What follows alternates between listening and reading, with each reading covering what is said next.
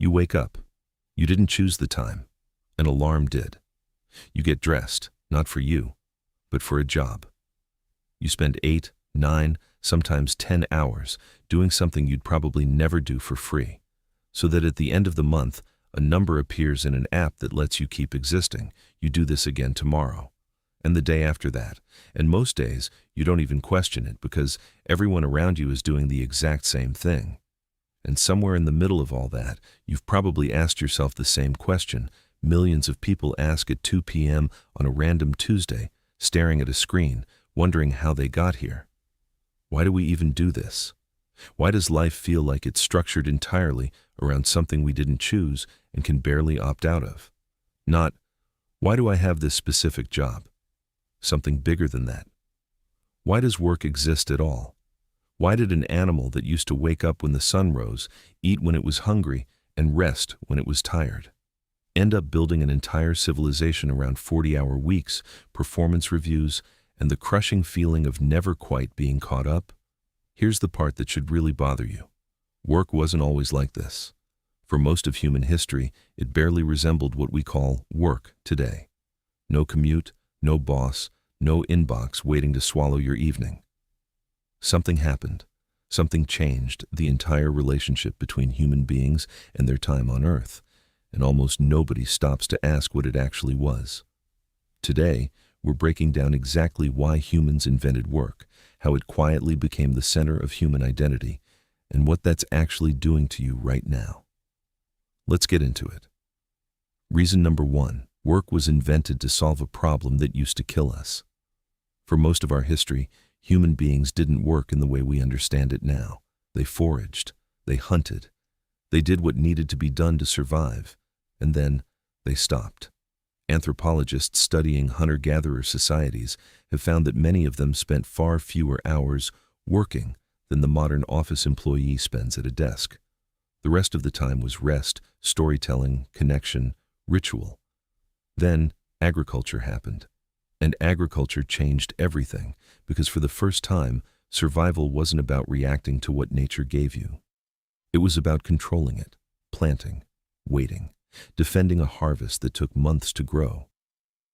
Suddenly, the amount of effort you put in directly determined whether your family starved or ate through the winter. There was no reacting your way out of a bad harvest. You had to plan for it, months in advance, and show up every single day whether you felt inspired or not. Work wasn't invented because humans loved labor. Work was invented because scarcity demanded structure, and structure demanded consistent, repeated effort from every single person, every single day, whether they felt like it or not. Reason number 2, work became a story we told ourselves to survive the boredom of repetition. Here's the thing nobody says out loud. Repetitive labor, day after day, is not something the human brain is naturally built to tolerate. So somewhere along the way, we started attaching meaning to it. Purpose, identity, pride. Farming your land wasn't just farming. It was providing for your family, honoring your ancestors, securing your legacy. Work stopped being just a task and became a story about who you were, a narrative sturdy enough to make you show up on the mornings you'd rather not. This is the part that explains so much about how we live now. When someone asks, "What do you do?"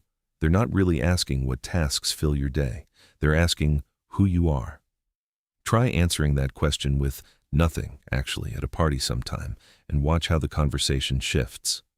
Somewhere between the wheat fields and the office cubicle, we fused human identity to human labor so completely that losing a job doesn't just cost you income. It costs you a piece of your sense of self. That fusion wasn't natural. It was built slowly over thousands of years because a species that hated pointless repetition needed a reason to keep doing it. Reason number 3, industrialization didn't just change how we worked, it changed what time itself meant. Before factories, time was loose. You worked with the sun, the seasons, the harvest. Nobody was clocking in at exactly 9 a.m. because nature doesn't run on a clock. Then the Industrial Revolution arrived, and for the first time in human history, time itself became something to be managed, measured, and monetized down to the minute. Factories needed workers to show up at the same time, every day, to keep machines running in sync. So the clock stopped being a suggestion and became a master. Lunch breaks were scheduled, shifts were timed, lateness was punished. Entire towns rearranged their lives around a factory whistle. And here's the part that should genuinely unsettle you. This system wasn't designed around human well-being. It was designed around machine efficiency, and human beings were slotted into the gaps machines couldn't fill. We didn't build work around what humans need. We built modern human life around what machines needed from us. And we're still living inside that structure today, centuries later, checking our phones on a schedule dictated by habits our great-grandparents' factories first trained into us. Reason number 4, we started confusing being busy with being valuable. Somewhere along the way, exhaustion became a badge of honor. "I'm so busy" turned into a status symbol instead of a warning sign. Ask someone how they're doing, and half the time you'll hear busy but good, as if busyness itself is proof that your life matters. This didn't happen by accident. A culture built entirely around productivity needed a way to make constant labor feel virtuous instead of exhausting. So we built an entire moral framework around it. Hard work became goodness. Rest became laziness. Ambition became identity. Even our language gives it away.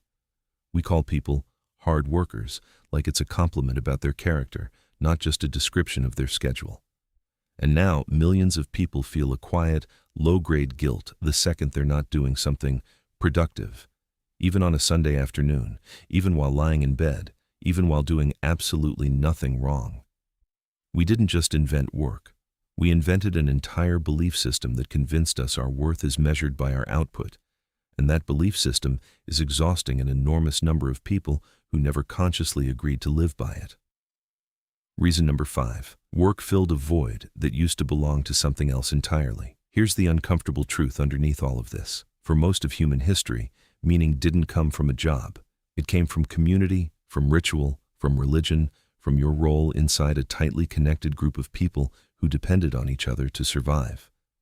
As those structures faded, as villages became cities, as communities became co-workers, as ritual became routine, something had to fill that void. Human beings don't function well with an empty space where meaning used to live, so we filled it with whatever was closest. Work filled it. Your job became your community. Your career became your purpose. Your performance review became your validation. Your co-workers, people you didn't choose and might not even like, became the closest thing to a tribe that most adults have. We didn't just start working more. We quietly outsourced our entire sense of meaning to our jobs because the things that used to give humans meaning slowly disappeared, and work was simply what was left standing in the empty space. So here's the real question. If work was never actually meant to define who you are, what do you do with that? You start separating your effort from your identity. You start doing good work because it matters to you, not because you're terrified of what it means about you if you stop. You start remembering that for most of human history, rest wasn't laziness. It was simply part of being alive, no explanation needed, no guilt attached. And you start giving yourself permission to build a life where work is something you do, not the entire reason you exist. We didn't invent work because we were built for endless labor. We invented it to survive scarcity, and then we quietly let it become our identity, our morality, and our meaning all at once. That's not a personal failure. That's centuries of history pressing down on a single human life. Yours. If this video made you rethink your relationship with work, even a little, do one thing before you close this app. Ask yourself honestly, if productivity disappeared tomorrow, would you still know who you are? Would you still recognize yourself without the job title, the deadlines, the inbox? Sit with that question for a second. It matters more than your next deadline. If this resonated with you, hit subscribe, because we're going to keep breaking down exactly how the modern world quietly shapes the way you think, feel, and live, one uncomfortable truth at a time. I'll see you in the next one.